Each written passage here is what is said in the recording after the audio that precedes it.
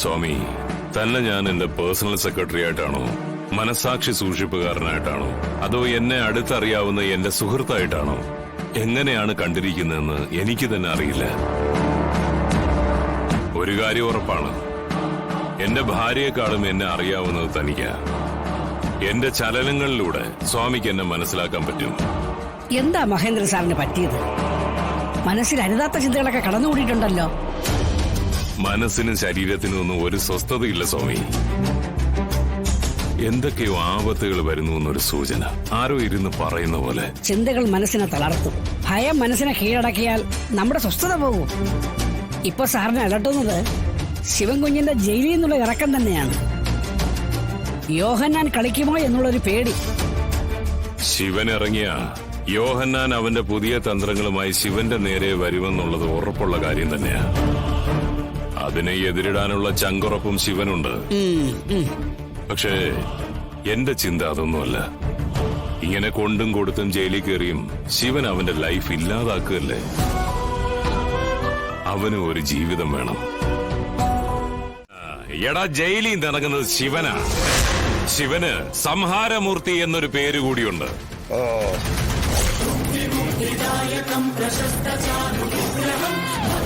ഇനി നിനക്ക് മനസ്സിലാക്കാൻ വേണ്ടി ഒരു കാര്യം കൂടി പറഞ്ഞുതരാം.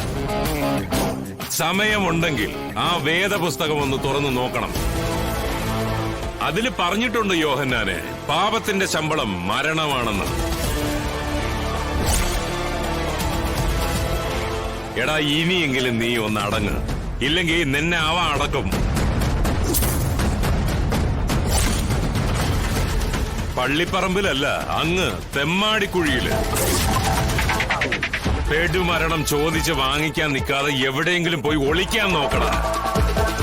എടാ, നാളത്തെ സൂര്യൻ ഉദിക്കുന്നത് തന്നെ ശിവന്റെ വരവിന് വേണ്ടിയാ.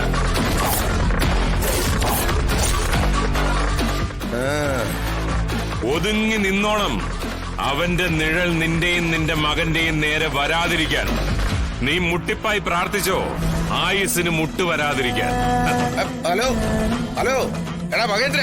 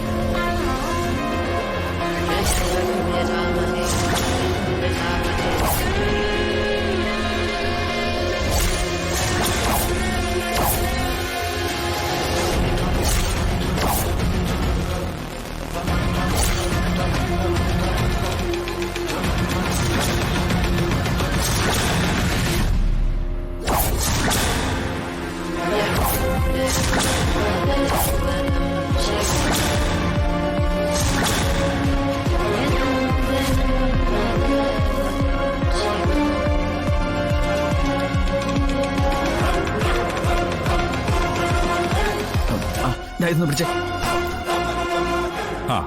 വാ കുട്ടി. കുഞ്ഞെ, മഹേന്ദ്ര സാറിനോട് ഞാനിപ്പോ പോയി എന്താ പറയുക? മാണിക്കോത്ത് മഹേന്ദ്രന്റെ മകനാ ഞാൻ. അതെന്താണെന്നറിയിക്കാൻ പോയിരിക്കാന്ന് പറഞ്ഞാ മതി. അപ്പൊ അച്ഛൻ പറയും അവൻ എന്റെ മകനാണെന്ന്. അപ്പോ എങ്ങനെയാ കുട്ടി കാര്യങ്ങള്? ഫുൾ ടാങ്ക് പെട്രോൾ ഉണ്ട്. ബാക്കിയൊക്കെ മച്ചമ്പിടെ ഇഷ്ടം പോലെ ആയിക്കോ. എന്നാ പിന്നെ സ്വാമി വിട്ടോ. ഞങ്ങക്ക് ഒരു 1.5 പണിയുണ്ട്.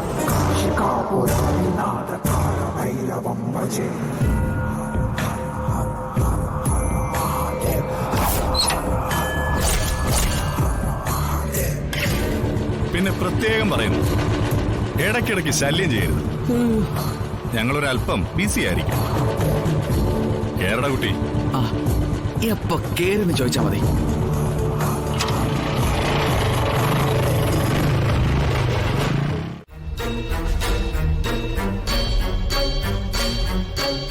എന്നോട് നേരത്തെ വന്ന് നിൽക്കാൻ പറഞ്ഞിട്ട് ആശനത് എവിടെ പോയി കിടക്കുകയാണ്?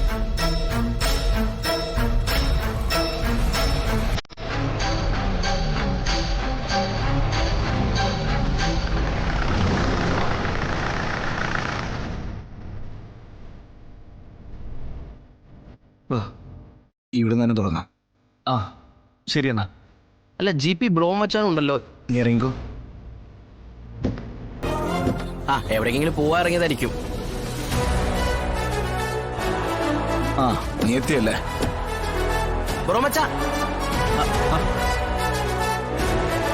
ആ ഹലോ, കാശ് വാങ്ങിച്ച?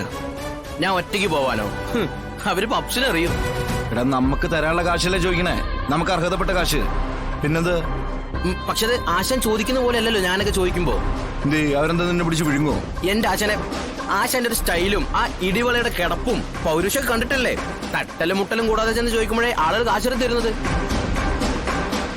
തരാനുള്ളതാണെങ്കിലും തരുന്നത് കാശല്ലേ. ആർക്കാണെങ്കിലും തരാനൊരു മടിയൊക്കെ കാണും. അങ്ങനെയാണെങ്കിൽ അതൊന്ന് പരീക്ഷിക്കണല്ലോ. അതെ, ഇന്നിപ്പോ ഇവിടുന്ന് കാശ് വാങ്ങിക്കാൻ പോകുന്നത് ഞാനല്ല. പിന്നെ ഞാനോ? നീയല്ല. ദേ ഇവനാണ് ഇനി കാര്യങ്ങളൊക്കെ നോക്കുന്നത്. നീ ഒന്ന് കൂടെ ചെന്നാൽ മാത്രം മതി. പണമൊക്കെ അവൻ വാങ്ങിച്ചോളൂ. എന്റെ ആശാനെ ഇവിടെ കുഴപ്പങ്ങളൊന്നും ഇല്ല.